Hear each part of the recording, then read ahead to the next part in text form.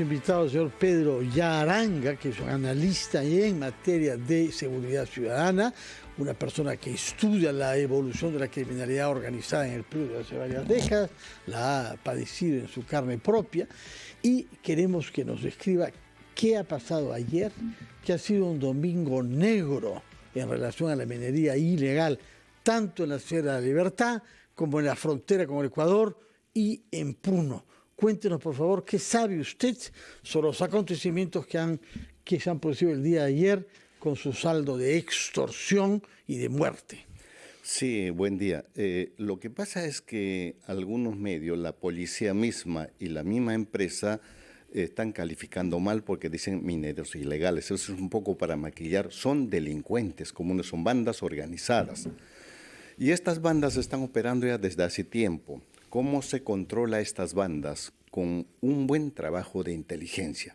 Y lamentablemente en el Perú, los grupos especializados de inteligencia de la Policía Nacional, sobre todo en los últimos meses, están siendo desmantelados. Los mejores hombres de inteligencia ahora están trabajando, haciendo trabajos de oficina.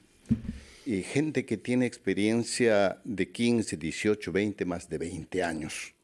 Solamente para indicarles que en el grupo de la Dirandro hay 3 pilares importantes de inteligencia, que es el grupo Orión, Escorpión y la Divinés. Escorpión ya prácticamente lo han desmantelado. Orión acaban de desmantelar. No los han sacado, no les han dado de baja, sino los han cambiado a otros grupos. Se refiere a los equipos especializados de la policía. Son equipos especializados de la policía. Y en esas condiciones estamos.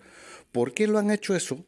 Porque, por ejemplo, la Embajada del Reino Unido ha quitado un financiamiento, el ministro ha tratado de maquillar indicando de que eso no es cierto, pero yo acabo de, a raíz de estas informaciones ayer, conversar con integrantes del mismo grupo, con los nuevos integrantes, y les he preguntado si están recibiendo alguna indemnización económica, y me dicen 0. Eso significa que les ha quitado. ¿Por qué los han quitado? Porque el anterior grupo de inteligencia planteó establecer una base de inteligencia en el puerto de Chancay, porque Chancay de todas maneras es una amenaza, y eso iba a funcionar con el apoyo del Reino Unido. Lamentablemente hasta ahora no se instala esa base. Pedro, permítame precisar para quienes en este momento sintonizan RPP lo ocurrido el día de ayer y lo que ha informado la minera Poderosa, ¿no? La empresa ha denunciado que sujetos dinamitaron otra torre de alta tensión. Ha señalado que son ya 15 las torres de alta tensión dinamitadas en los últimos 4 años. Dice, mediante un comunicado del que tomamos conocimiento ayer, dice, un nuevo ataque por parte de mineros ilegales que dinamitaron una torre de alta tensión que alimenta de energía la planta Santa María de Patás. Según la compañía, el suministro eléctrico de las operaciones fue interrumpido como resultado del atentado, pero se logró restituir gracias a un plan de contingencia. El tema es que ellos señalan que hay ya varias incursiones violentas de lo que ellos siguen considerando mineros ilegales. ¿Por qué? Porque delincuentes comunes que perseguirían derribando una torre de alta tensión. Lo que dice Poderosa es son mafias de mineros ilegales que se pelean el territorio entre sí.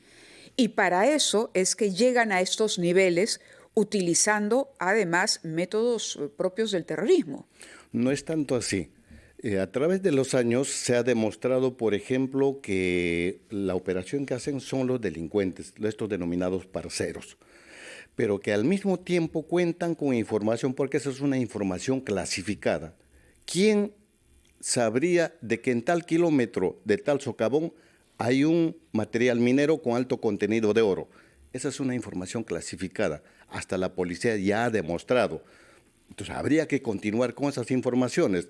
Eso significa que no solo es un trabajo criminal, que la criminalidad está difuminada. ¿Son ladrones de oro, entonces, para tenerlo claro? Son material de alto contenido de oro. Entonces, ellos van, roban, y ese material obviamente venden en el mismo lugar a personas que tienen, a las personas formales.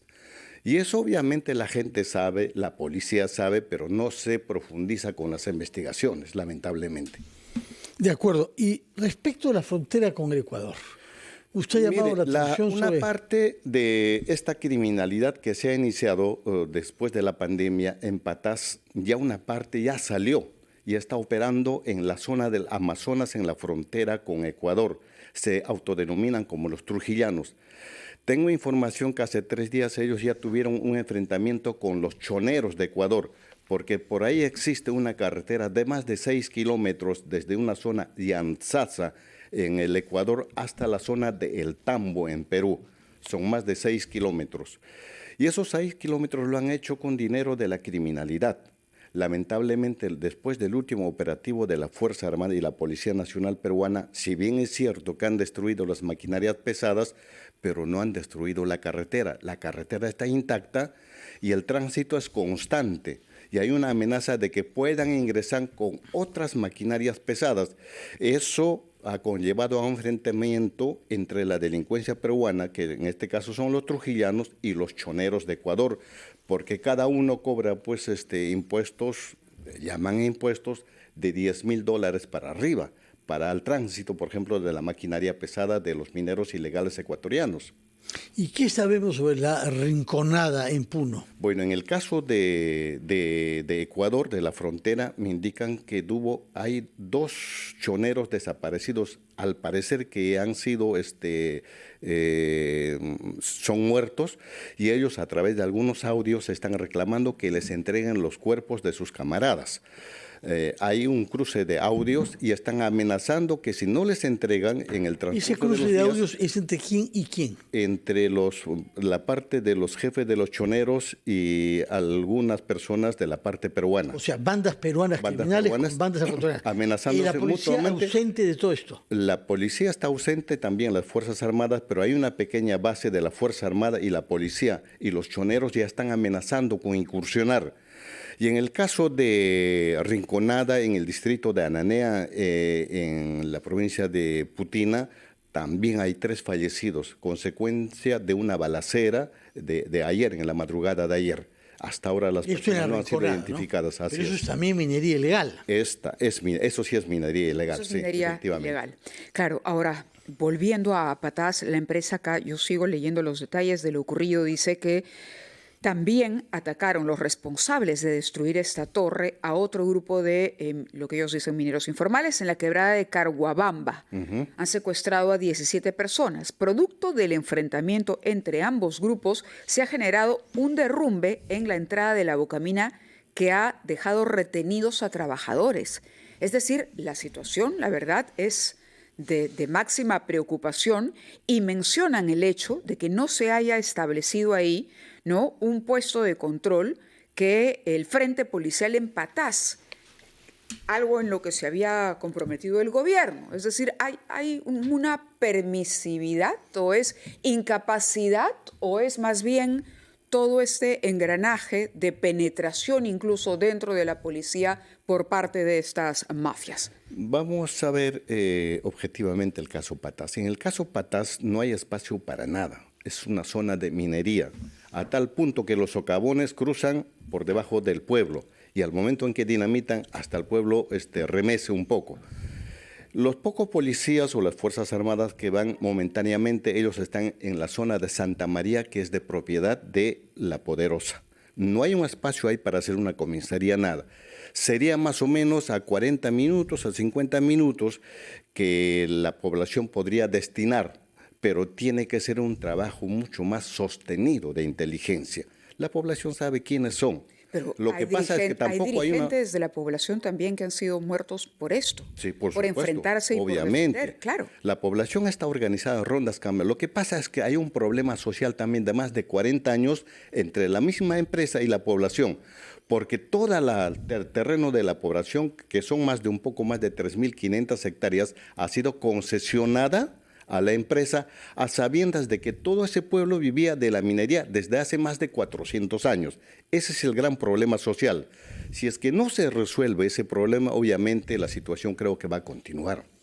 Ahora, la tesis suya de fondo es que hay acá grupos criminalidades que están prestando su servicio a mineros ilegales ante la pasividad de la policía, cuyos jefes han desmantelado desmantelado los organismos de inteligencia policial. No hay mayor trabajo de inteligencia. Digamos, al paso, en Patas, haciendo un buen trabajo de inteligencia, es posible ubicar hasta en semanas quiénes son esos grupos que están trabajando, los jefes, por ejemplo, de esas bandas criminales. Lamentablemente no hay ese trabajo de inteligencia justamente porque se está desmantelando a todos los grupos especializados de la Policía Nacional. Señor Yaranga, no nos alienta ni nos tranquiliza lo que dice. Va a tener usted que regresar y aportarnos más informaciones, puesto que estamos, según lo que dice usted, ante una situación extremadamente grave, que puede ser el preludio de una situación mucho peor, como lo que ha sacudido el Ecuador el año pasado. Muchísimas gracias por su presencia y muy buenos días para usted. Buenos días. Vamos a hacer una pausa después de la...